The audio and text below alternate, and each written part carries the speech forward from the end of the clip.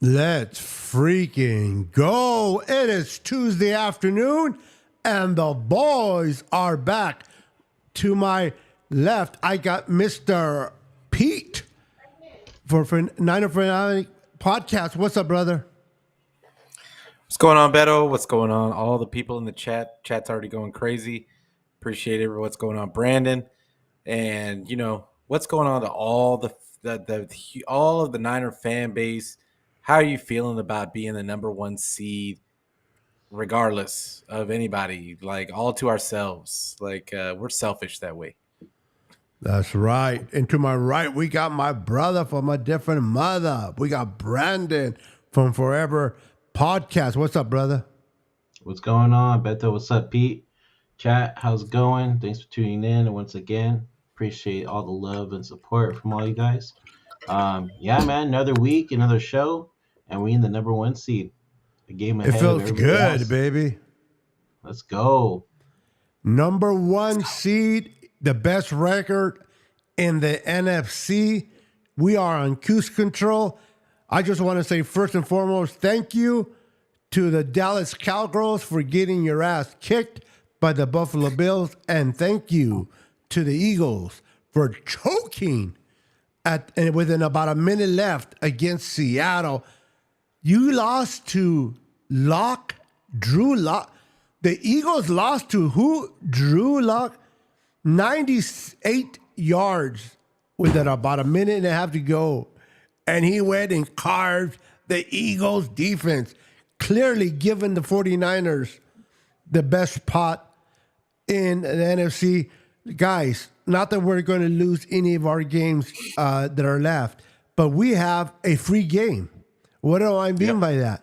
By being ahead of the Cowboys and Eagles and them losing, we don't have to go into this game against the Ravens feeling the pressure that we have to win this. Of course, we're going to win it, but we don't have to win it. And I think going into this game, not having to win it will give Kyle better chances to do what he does best.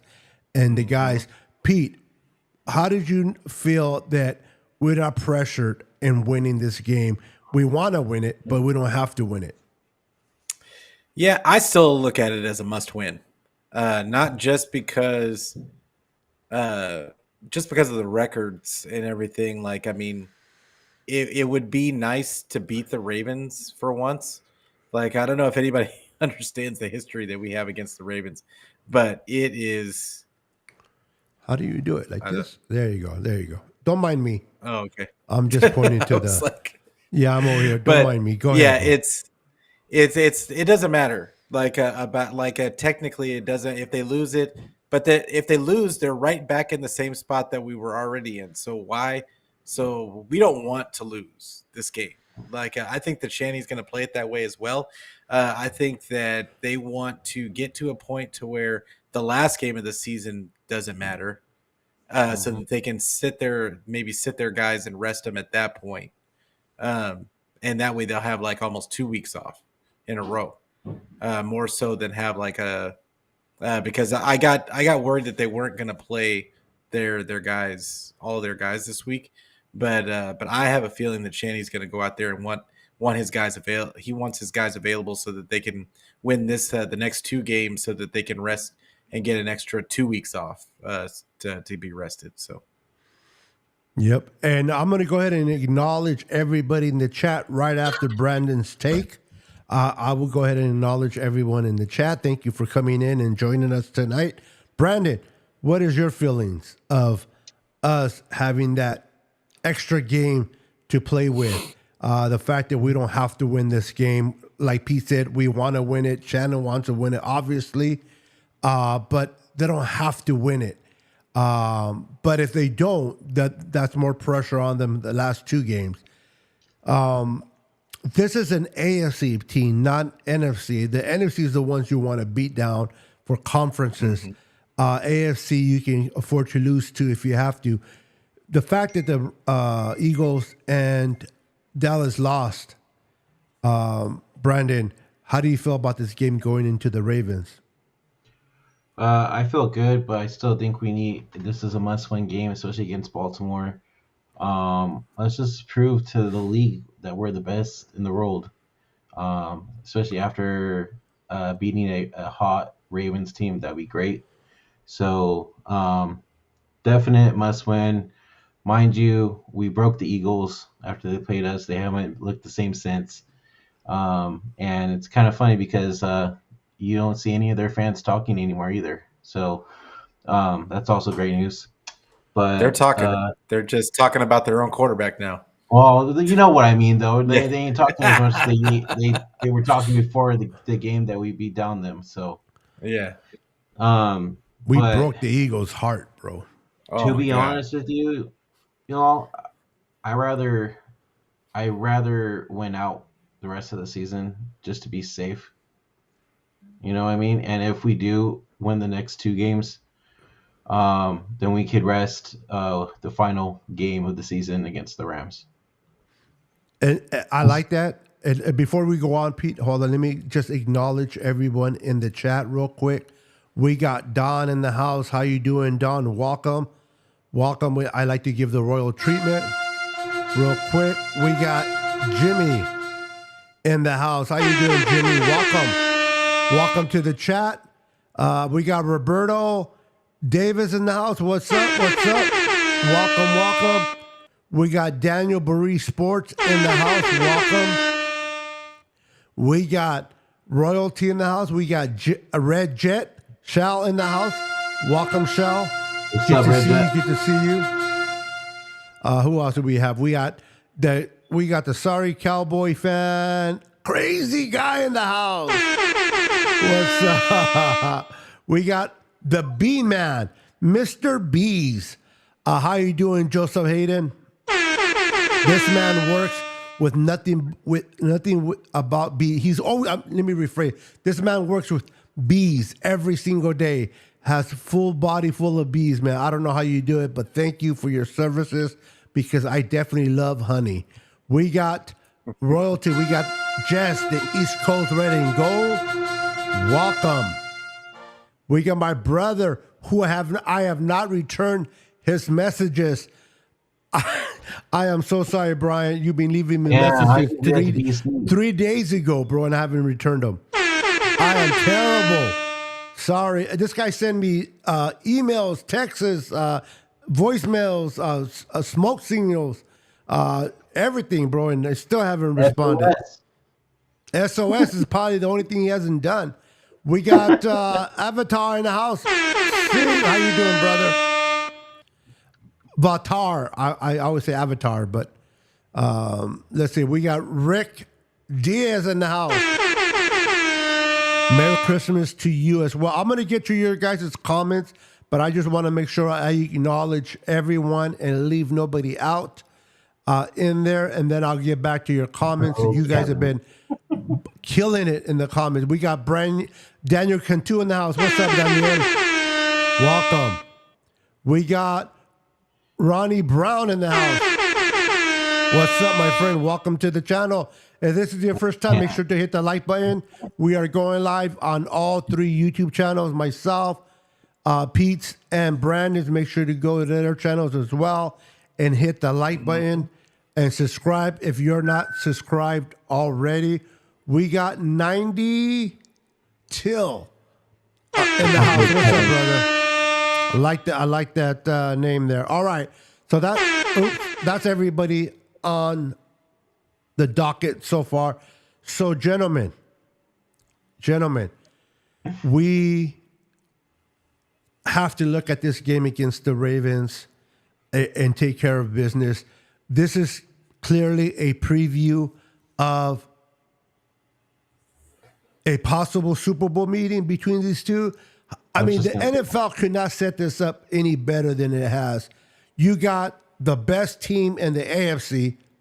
You got the best team with the best record, 11-3, the number 1 seed in the AFC, going against the 11-3 number 1 seed in the NFC, clashing together on Monday Night Football, Christmas. What a game this is going to be. Lamar Jackson, we've been practicing all week with chickens. We're coming after you. Pete, how important is it going to be that we need Armstead and Hargrave back? They're saying that they might not play in this game.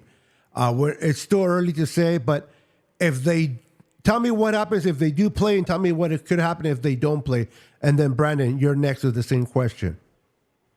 So in this past game, there was an obvious difference in the stoutness of the defensive line. The defensive line got pushed back a little bit. Now Arizona actually has a pretty decent offensive line, but at the same time, you could obviously see the middle getting kind of pushed off the line a little bit. But at the same time, the 49ers just didn't tackle. And they missed 16 tackles in that game.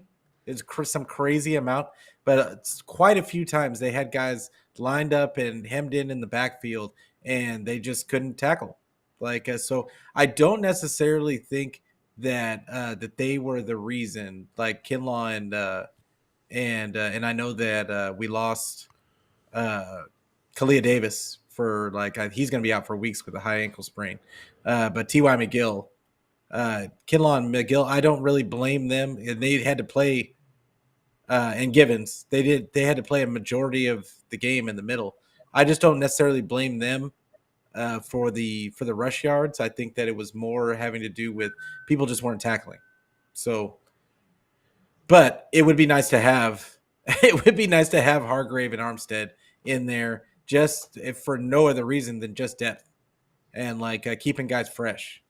So I think it would be huge to have them back, but we do miss them if for nothing else than just the depth that brings. What about you, Brandon? Good point there, Pete. Yeah, I think we'll be fine if Hargrave and Armstead are in there. Our rushing defense will look 100% better with those two in there. Because you saw how it looked Sunday against Arizona without them in there. So watch out for that. And then also too is I was gonna say the Ravens have a good running offense, but now that they lost another one of their running backs, I don't know how it's gonna look now. I mean, yes, Lamar is a mobile quarterback and everything like that, but for most of the season, I've been seeing Lamar mostly in the pocket a lot more compared to how he was in the past couple of years, and especially in his MVP season. But as long as we could contain Lamar in that pocket and go after him, I think we should be okay. I think it's going to be a close game for sure. And I think I know you said that they might not play, but I have a really strong feeling that our boys are going to be back in that lineup. So I think so too. Yeah, I hope so because going against Lamar, this guy, he's amazing at what he does. He hasn't been the same Lamar of last year, but the boy can move. And those 3rd and 6 can be easily become first downs with Lamar out there. So the Niners have to be focused on that for sure. And the pass rush, we're going to need a little bit more of Chase. Chase kind of came on strong, but he hasn't got into the. You guys correct me because I haven't really checked on the stats. Has he gotten a sack since he came to the Niners? And if he has, when was the last time he had one? Because I don't remember. It was like the first game, the first 2 games. I think he had a sack and a half, and then I don't think he's gotten anything since.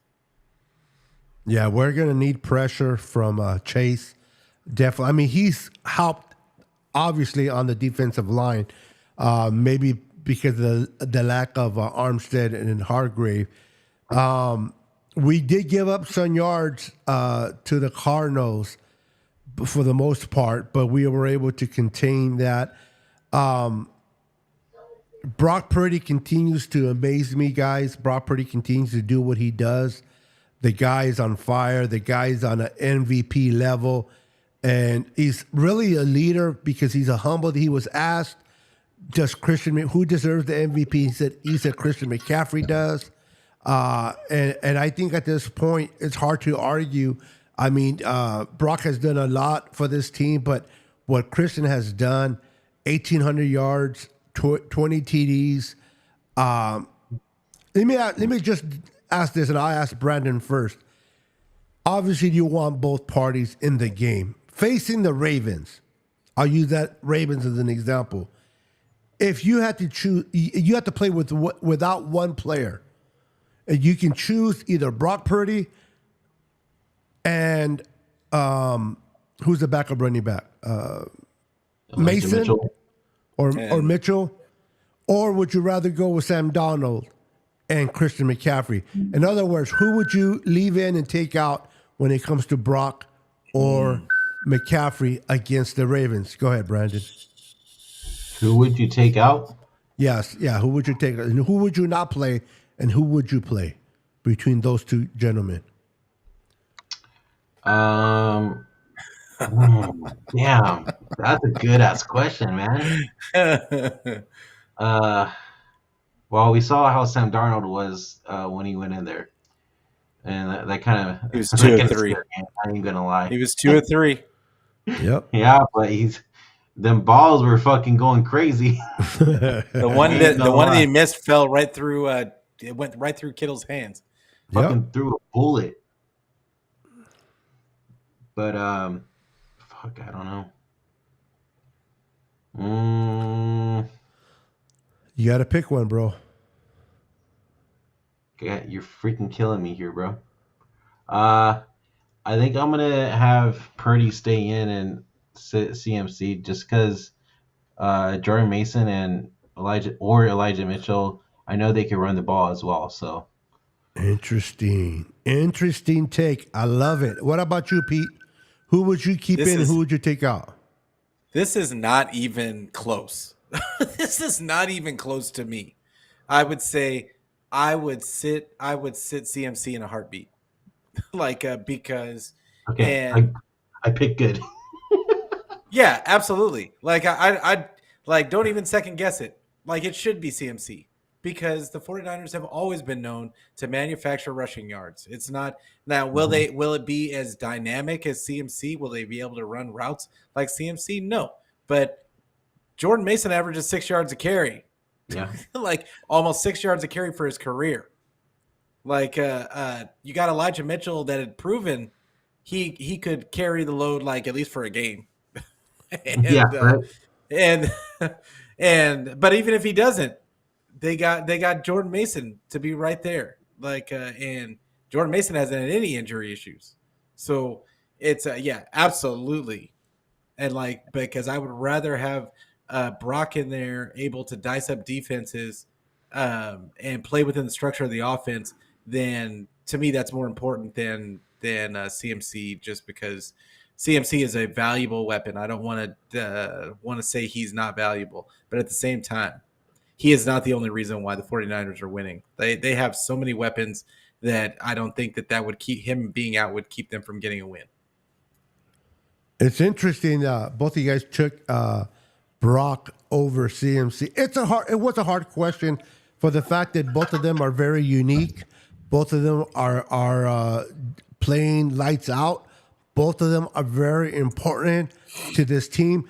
I know the media always talks about, CMC is the heart of this team. Brock is just a game manager. And you guys just made a point that you would take Brock over CMC. And that's no disrespect to CMC from you guys. The great part, everyone that's listening, listen, the great part is they're both going to be there. Okay? This is just a conversation question.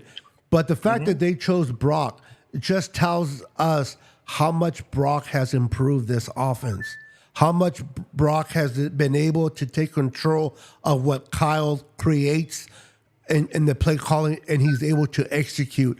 What Brock Purdy has been doing for the San Francisco offense, our offense is scoring 30-plus points per game, maybe 28 here and there.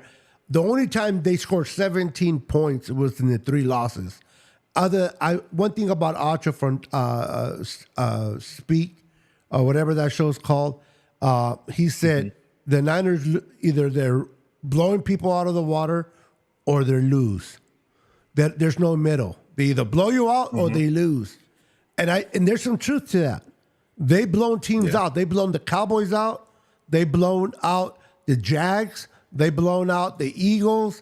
They've blown out the Cardinals twice, the Seattle Seahawks twice. The way the 49ers are playing this year is amazing. Health is the only thing that can derail this team. The way this offense, Brock Purdy's playing next to you guys would rather go with Brock over CMC, but people don't realize how much defenses have to prepare for a CMC offense. CMC is not just running the ball. He's not just catching the ball. This guy builds mismatches with linebackers. People don't realize how important CMC is in this offense. And we have them both. We have Brock Purdy playing A game. We have CMC. If we remain healthy, Pete, if we remain healthy, and healthy is not something that we have to deal with, how comfortable are you feeling this year? The way Kyle's coaching, the way the team is executing defensively, special teams, and offense. How good do you really feel without being emotional and being too out there? How confident between 1 and 10 of going to the Super Bowl and winning it? I mean, if they're healthy, it's 10. I don't think there's another team in this league that can match up player for player. Talk your shit, baby. Talk your shit. With the 49ers. There is no team out there that can match us player for player. And the reality is you can look at Brock Purdy whatever way you want to, game manager, game changer, whatever label you want to put on him. The reality is 30 points is coming. Can you match that? Because our defense, while it's may not be the number one defense in the league, it's still top 5, and it's gonna be a rough go for you to try and match the points that the 49ers are going to put up.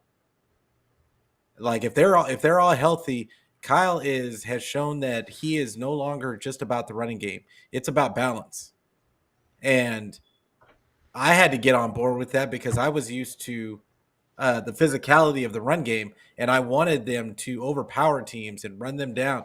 But the reality is they've come up with a way to get the ball in the rest of the playmakers' hands, who are also physical, just as physical, and they wear down the secondaries. Secondaries in the league don't like to tackle.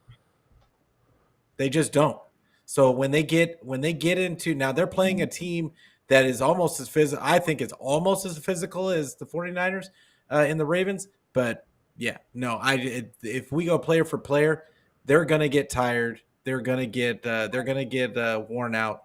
If we have all of our guys in there, it's gonna be a rough go for anybody. Booyah! That's what I'm talking about. And Joseph, Ha ha ha! Very funny. he says, we can dream about it, but we don't have Taylor Swift. Yeah, we Luckily don't. they're in the AFC. Yeah. But I'd rather take CMC and Brock and Debo than Taylor Swift anytime. Well, for football purposes. Yeah, I was yes. about to say, speak for yourself. Yeah. Well, hey, we're talking football, okay? Calm down. I kind of heard myself say that within myself. I'm like, clarify. Clarify. Yeah. So, Brandon, what's your thoughts, bro? With a healthy team, what are your percentage of making and winning the Super Bowl if we can sustain from getting hurt? Fully healthy, I give it 100 out of 10. 100 out This of is our 10. year. Ooh. Now, This is our year, damn it. who? I want to ask Pete and Brandon. You guys can answer at the same time. Let's see who answers quicker. When Brock looked like he got hurt, did your heart come out of your chest? Absolutely. I don't know about you guys, but I'm like, no shit. When He was holding I his really, face mask, and I was just like, no, please, please, please, no concussions. yeah, Like, that was what I was scared of, is that he got another concussion. Yeah, Because yeah, bro. like for his second concussion in a year, they were probably going to hold him out for multiple games. And yeah. not just because of that. I've always been afraid of Brock getting hurt because he's a little smaller than most guys. So like, yeah. So I was really afraid of that. Yeah, I was like, oh fuck. I was like, fuck. Like, I was cussing. I was cussing a lot. I was like, and I even, You cuss? I don't I was Yeah, I was believe about to it. say tweeting my too. mom is watching this right now. I was even tweeting too. So Like, I was like, dude, I hope got he's you. good. I hope he's good. But no, dude, Beto, I sent you a video. I wanted you to play if you can. Oh yeah, Um, give me a second real quick. I just want to yeah, acknowledge Joseph Hayden says I just wanted to check in on my Niners family and friends and wish you guys a very Merry Christmas and have a safe, blessed holidays. Let's go Niners. I don't know if you're going to continue to stay for the rest of the show, but if you got to go, Joseph, thank you so much for coming in. It is always an honor to have you in here, my friend. Merry Christmas to you and your loved ones as well. Okay, with that said, you sent me the video where, senor? it's Twitter? yeah, Twitter in our group Okay. chat. All right. But uh, So but keep yeah, talking until I find it real quick. all right. But yeah, I was freaking out myself, and then once Sam Darnold entered in, and like I know you're gonna say differently, Pete, but I was like, oh shit, this isn't looking good when Sam Darnold was in there. And then Purdy came back out, and I was like, oh, thank God. I'm like, okay, we're good still, we're good. But yeah, man, I was freaked out for sure. I'm sure everybody else was. Yeah, the timing is going to be off if Darnold gets in there. Like it's going to Yeah, be off because Brock is. I think that's what's so underrated about Brock is that he throws with such anticipation because his timing in this time based offense is just great. I mean, it is just he has great timing, and it's going to take it would take Sam Darnold. I mean, think about this. Sam Darnold, how many reps do you think Sam Darnold gets in practice? barely any. I would say zero. I would say zero. He's getting 0 reps right now. And so Yeah, for him to go out there and then we're expecting him to just jump in there and Kyle's offense is all timing based. So it's not going to look the same. It's going to take him time to build the rapport with the receivers and all that stuff. So All right, agreed. let's see what we got on this video from Kiddo. This is the one, right? Yes. All right, Go ahead. let's play it real quick. You want me to get on my soapbox and talk about why McCaffrey should be MVP? Have at it. So I think the quarterback position is the most important position in sports because obviously if you don't have a quarterback that can play football, it's very difficult to win football games. So I get the importance of that position. I think Brock is having an amazing season. Yes, he is playing an MVP caliber. That's so fun to say. Oh, wow, that's really cool. Good job, Brock. And like I love quarterbacks and they do a great job. But like the things that Christian McCaffrey and I'll even Tyreek have done this year, and like Tyreek's going to figure out a way to get to 2,000 yards in 3 games. He's going to figure out a way to do it probably. But like the things that they do consistently every single play and every single time they touch the ball, it's absolutely outrageous. And the fact that they're not like higher in the MVP talks or whatever it is, odds in Vegas or wherever people think they're going to win, like I feel like Tyreek and Christian 20 plus touchdowns can score more. Run game, pass game. Every time he touches the ball, you're like, it's a highlight reel, it's a hurdle, it's a touchdown. And they're not even hardly into consideration MVP just because they're not quarterbacks. And that really bothers me because it's the most valuable player on the entire team. It's not a quarterback award. Just make a quarterback award if you want to give away a quarterback award. George Kittle, everybody on his soapbox right there.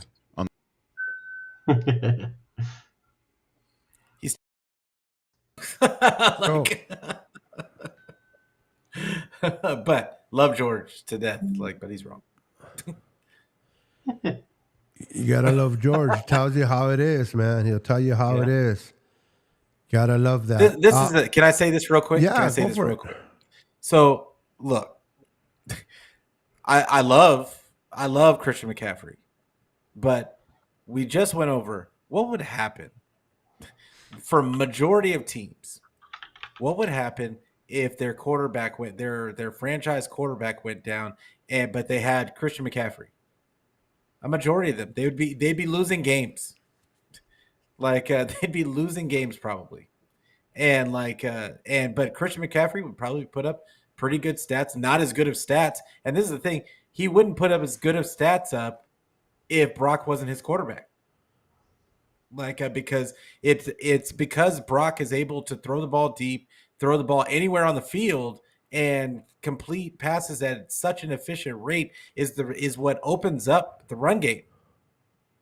Because otherwise, every team is looking to stop the 49er run game. And so, yeah, I don't know. I get what George is saying, and we'd all love to say that CMC, that we'd like to see it, somebody else other than a quarterback to get it. But I mean, the reality is if Brock wasn't doing the things that he was doing, and even Tua, if you want to talk about Tyreek Hill, would Tyreek Hill be able to do that if Tua wasn't his quarterback? Probably not. Nope. They have Skyler, whoever, that he would not be getting the same stats. That is correct. So if you need somebody else to get your if you need another player, the player that we're talking about should be getting the MVP, then if you need that player to get your stats, I mean, that probably makes that guy MVP by default, in my opinion.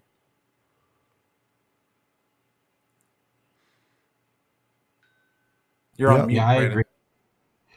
I was saying, yeah, I agree. I mean, yes, I get it. I get what George is saying, but at the end of the day, who is a lot? How else are you scoring and winning games? It's your quarterback, and that's why a lot of the times this trophy or whatever, it's for quarterback, because usually the quarterback is the ones making most of the plays. Yeah, the receivers and running backs do a lot of yak or just rushing down the field and stuff, but it all starts with the quarterback, like we all say, right?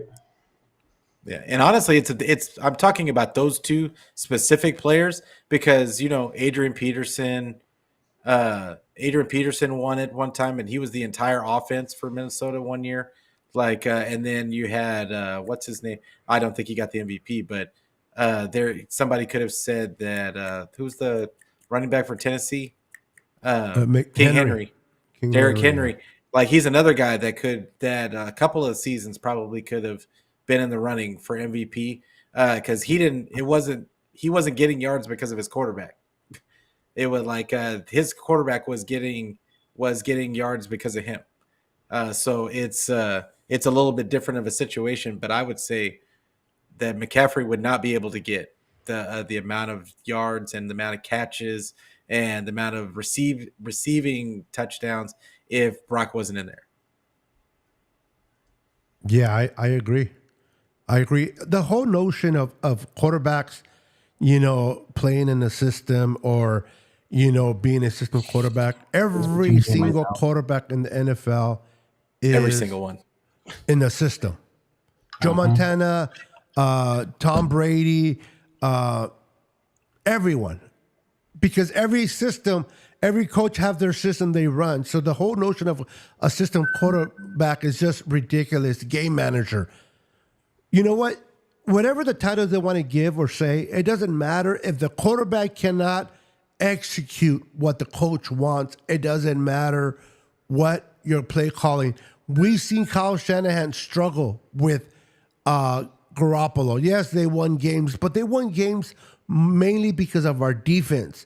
And it wasn't a lot because of Garoppolo. And then when Nick Mullins went in there, we didn't do nothing. When Beathard and CJ Beathard, you got all these quarterbacks there. Hoyer that we all go through the carousel quarterbacks. This offense wasn't as potent as it is this season. So let's stop with this whole notion of Brock Purdy is just this or he's just that.